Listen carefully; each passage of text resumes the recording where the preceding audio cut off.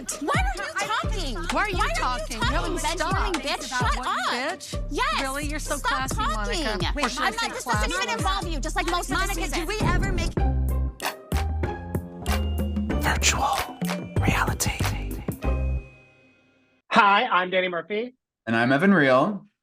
Can we talk about Evan, the pillar of the Bravo community? Because Angie K is a pillar of the Salt Lake City community, but all the Salt Lake City ladies, this season in particular, are holding us down as Bravo fans.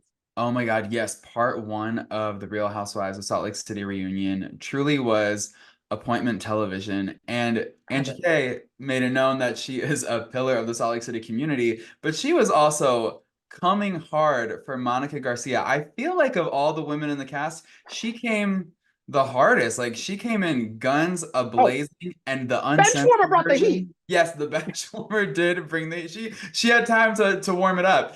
The uncensored version that they played on Peacock, the clip that's going around, when you just hear her like go straight to the gutter using all the expletives, it just hits a lot different. To have this suddenly 30 years later that there's men bragging about the sex, Sean men, this has never come up until this rat came out of the sewer, and here it is. One of the big shocks for me was that Monica revealed that when she worked for Jen Shaw, it was like an unpaid internship. Yeah, which doesn't make any sense because it from what she has illustrated on her first season of Housewives, she's strapped for cash. Yeah. And what would behoove her to work for Jen for free other than maybe following in the footsteps of a certain Kim Kardashian? Because we got that bombshell of the audio playing thanks to Heather Gay, who truly is, she's a superstar of Salt Lake City right now. I saw a tweet from Ira Madison, and he's like, why is everyone sort of, fawning and celebrating Monica right now? Because she didn't do anything. She didn't do anything. Heather put in the work. Heather is the one who investigated and then gave the performance and delivery of a lifetime. And then Monica, she was, wheeling and dealing behind the scenes and reality von teasing, but she wasn't prepared if she had been confronted, which I think is so sloppy on her part. Like, she's, all about recording this person and that person and having it ready to go. She should have had her response ready to go. Anyways, I digress. But back to Monica, I don't know if she did her performance on I felt like she had time to prepare for her reunion performance. And I think she made a mistake in coming for the women when she should have been trying to get them on her side. I wonder if, there's two things. One, I was thinking maybe it's for the best she didn't get paid because now there's no paper trail that could get her behind bars. Oh, right. I'm like, were you not paid? That is what we were talking about. That is what we were talking about. The fact that she didn't get paid. But also to your point about her performance, she is giving me swan song with this, where I think she sees the writing on the wall. Katy Perry said it's never really over. I think she knows it's really over, both by the burn book, which was exhausting, her not apologizing to anybody, and then also the moment when she said to Andy, I emailed that the show ratings were in the toilet and it needs me before it gets canceled, only to reveal the actual email. So she's kind of just giving, she's like, I'm showing up because I have to show up, and I think I just want to have my reunion dress, do another photo shoot. But I think it's ET phone home. I wonder if there was another email exchange where she said something to the effect of what she claimed she said to casting, because that was just the way she said it was such assertiveness and boldness. I'm like, did you say it at some point? Because it really, you're saying it like you did actually communicate that. But then I don't know, just seeing that email kind of reminds you that she is a bit maniacal and maybe just really good at telling a lie. Good. She's good at telling lies. She's good at repeating rumors. And I just have to give an honorable mention to our girl Meredith Marks. I loved the printout. So good. So freaking good. And the way she read it, and I loved how she kept some of the old pronunciation that we loved her for, while also infusing some new versions of the words that she uttered during that iconic scene talking about Angie K's husband and rumors and nastiness. That was So good. The star that Meredith Marks is, it just continues to shine And ever so brightly. when Andy's like, "Oh, you're going after her family," she said, "No, I was going after her husband and children." There are rumors about everyone. Well, okay, Let's make fine. that clear. Okay, It's not let's that go deep. more. This was me just connecting dots. So please, Angie K, I love you and your man, Sean. I love Meredith. I'm just assuming, I'm like, was it something money related, real estate related? Because that's where I'm going. What could affect Sean, but not his relationship with Angie? You know what I mean? I don't know if you were picking up on any of that. Yeah, I think that could be a possibility, and it seems like both couches weren't really understanding that. Even Andy Cohen wasn't understanding that or connecting those dots. But even if what Meredith had in her vault did relate to the marriage, she is such a lawyer, such a scholar, and so Oh, smart to point out that she never uttered the word marriage. It was just husband. So husband. good on you, Mary Bear. She's like signed, sealed, and delivered. Who, I mean, I am excited because like this is like a taste of the second parts of the what's to come of Salt Lake City. It's going to be really messy, going to be really dramatic. Do you think it will be as dramatic as Joe Gorga at Gino's wrestling match where he had to get ejected? Because things get real and we have to defend him. I mean, I at least do because I grew up in New Jersey. It was not an actual sporting event if a parent did not get kicked out for being too impassionate. So this is not like, I don't think it's crazy. I just think it's making more headlines because it is Joe Gorga, but it happened. From what it sounds like, and I was not super involved in the sporting experience as a child. I also did not grow up in New Jersey like you did, so this world is very foreign to me. But from what you have explained, Danny, it would have been more shocking had Joe Gorga not gotten up and said something and made a scene, because apparently, and again, I know absolutely nothing about sports or high school wrestling, but it sounds like, or appears as if, Joe Gorga's son's opponent might have been holding him down too long and the ref made an unfair call. And if that is what happened and Joe Gorga's in the room, you better bet your bottom dollar that he's going to stand up and say something about it. Security! Get out! Get out! Get out of the gym! Get out of the gym! Get out of the gym! Get out of the gym! We don't know wrestling. We don't know if Gino was being messed up with or not, but we do know Joe Gorga in that moment, the parental element activated. The video is kind of just like, it also, the video, for people who, everyone on listening to this already knows it, but I feel people who's like, sometimes like, oh, reality stars, they're all faking it. This was, Joe Gorga was not doing this for the camera. He didn't even know this was being filmed. No. This is him. So it shows that our faves, our housewives and house husbands are 365 themselves. Oh, it's totally, he's so fiery and so passionate, and honestly, like the dad I could only dream to have. Like, Joe Gorga, be my daddy in every sense. Oh my God, please, let's do a little wrestling or do a little scissoring, as Dorit and Kyle got to do. When I was in Cabo with my friends, a question came up about scissoring. What's that? Scissoring is like 69? Here, Dorit, can we show them? Yeah. Dorit, Assist the position. Jenny was like this, going like this. If you're a guy, you're doing this. This is not impressive. They were being silly. I have to say, the Ojai trip, I was shocked at how much fun they had. They put their differences aside and they committed to having fun. And I was just like, during their little lunch at the winery, you know those memes, it's like, no one, absolutely no one. And then it was like, no one, absolutely no one. Kyle, would you ever date a woman? And let's perform scissoring for the group. It just seems like she was, bursting at the seams to talk about potentially gay things.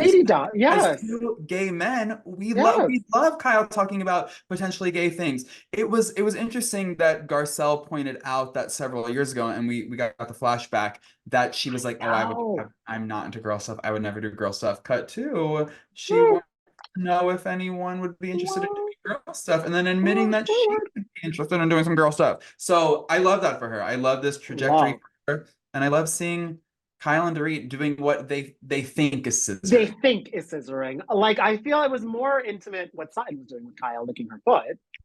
That was a full her tongue, and Dorit's Sutton was on one. Oh, her esophagus was working just fine. Yeah. But I think Kyle had a lovely day because there's no greater feeling than like leaving a store with 5 bags. Like she shopped so much that she had to like someone maybe couldn't be on the Sprinter. She got a sip of non-alcoholic wine. She was in like a lovely little sweater in her heels. And she's like, yeah, let's just be silly. I think she needed that day to get some things off of her chest that maybe she wanted to like let the ladies know in a more playful way.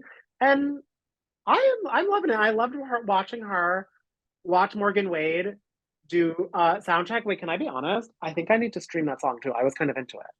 Yeah, it was good. I was at that event and I got there early. Oh yes! Yeah. There was a whole step and repeat, and I got there early because I'm always an early bird, and I was hearing Morgan doing her sound check situation, and she sounded so good. The music, Yeah. the musicking, she sounds really good. But wait, I want to go back to Kyle's vibe on the Ojai trip really quickly Please. because it was very much your vibe, Danny. Like the fact when she was like, if y'all don't know this about Danny, Danny is a shopper, and she's like, yeah, I buy it on my phone, I buy it in the store, I buy it in my sleep, I dream about shit. Like it was so 100% Danny coded. I could only think about you when she was like going off of her addiction to shopping. It made me really want to like message Kyle, like, girl, you don't understand how much we have in common. Like, we need to hang out. Like, if you could spot me on the shop, because I think we shop at different stores more often than not. I would love to get into her shopping degree, but when she's like, it's great, I can online shop, I can do it in bed. And I like where she's like, I like to buy myself something every day. It doesn't have to be expensive. And that is so true. Why wait for a gift to yourself? Wait, and then the best was when she was like, I can even find something in the gas station. I always find something I like.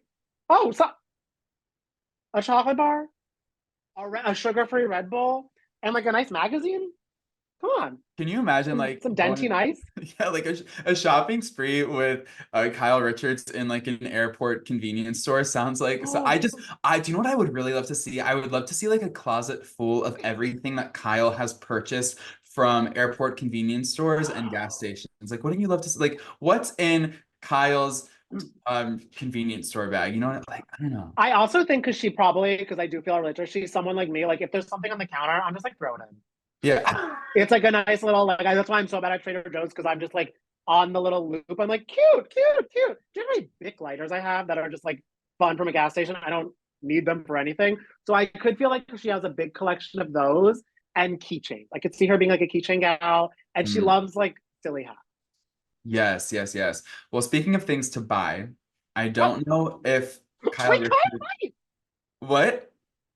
Because she wants a peaceful place to relax and she likes to shop. So so Gina Kirschenheiter, she is now a luxury real estate agent and she has scored her biggest listing yet, which is a $9 million mansion in La Quinta, which is near Palm Springs, where we obviously know Kyle Richards has a house that she may or may not have stolen from her sister, Kim Richards. If she wants to buy another house and maybe give that house to Kim, Gina can hook her up. But the funniest part about this whole thing is that the house that Gina is selling is currently owned by Elizabeth Vargas from season 15 of Orange County, which that's a fun blast from the past. So much. This year has been like Real Houses of OC, past, present, future, overlapping so much. So it only makes sense. Oh my God, yes. And it's really close to the Kardashians. So if you buy this house, Kyle Richards, not only could you own property that has been owned by the iconic housewife that she is, Elizabeth Lynn Vargas, the founder of Vargas Vodka, but you get to be neighbors with Kris Jenner, who I think Kyle Richards is pretty close with. So I don't know. It's all making sense for me. It does make a lot of sense. And one of my favorite parts, because unfortunately this house is a little out of my price range, but what I could afford to do was listen to you and Gina not just walk through it, but kind of talk about some things too. Well, yeah. So I had to sit down with Gina and point out to her that so much of her journey on the Housewives has really revolved around homes, whether she's living in her casita, whether she's buying a home and moving in with Travis and his kids, and Kelly Dodd has something ridiculous to say about it, or even Andy Cohen shading her house because, as we all remember from late last year, I think Heather Dubrow was on, and Andy decided to play a game like, which housewife would make the least if they were to sell their home? And then Heather didn't want to answer because she's kind and sweet, but Andy was like, well, obviously Gina, doesn't she live in a casita? And Andy, are you watching the show that you produced? She moved out of the casita. She now purchased her own, Yeah. which obviously Gina reminded him that she is the only homeowner among the current Orange County cast to own a home without a husband. So she's doing pretty well. Oh, It's a lot younger than all the other girls. oh, well, you know what? How good for her. Yes. So she shared her take on the Andy shade and explained how they ultimately made up, which we love to hear because I need to see Gina on the next season of Orange County Housewives. Your whole career in the Bravoverse has somehow been home adjacent. There's always talk of a home, whether it's a casita, whether it's real estate, whether it's Andy Cohen talking about your home on Watch What Happens Live. I will say, with the weeks that have taken place since Andy Cohen made that comment on Watch What Happens Live, and you had your mic drop moment on Instagram, how did it feel to have so much fan support, and what point were you trying to make? I can tell you that I was disappointed in him making those comments. I aired it out, obviously, on Instagram, and I woke up early that morning too. I woke up at like 7 in the morning and I had already had a text message in my inbox from Andy apologizing and just saying, you were 100% right. I should have never have said that and I'm very sorry. And he said, he also like already had apologized publicly on his radio show. And like, that's okay. That's who I know Andy to be. You know what I mean? Like we have to get out of this place where it's like, oh, you said one thing wrong, you're done. I hate you or you're canceled. It's like, no, sometimes we say things that we don't mean or we don't think through. And I think he had that moment and I called him out for it and he responded really well. And that's who I know Andy to be. I would have been so shocked if he hadn't have apologized because he's a good person, Right. So I thought that was really admirable of him and I wouldn't have expected anything less from him. Well, I love to hear that he apologized, but I also love the fan response you got. It seems like I know. There is so much support for you, Gina, right now in the current Bravo climate, especially after your show-stopping performance at the Real Housewives of Orange County Season 17 reunion. How does it feel to receive all the love right now? I mean, it feels great. Obviously, it always feels good to get love. Honestly, I feel like my journey on Housewives, I kind of feel like I'm always doing it for the underdogs. And I love that though, and I am here for the underdogs and I'm always going to represent for the underdogs and that's okay. I don't try to be anything that I'm not. And so going through this and then speaking up for myself and feeling like in combination of what happened at the reunion and then shortly after what happened with Andy, I really did feel like, you know what, I'm always going to defend myself and that's okay.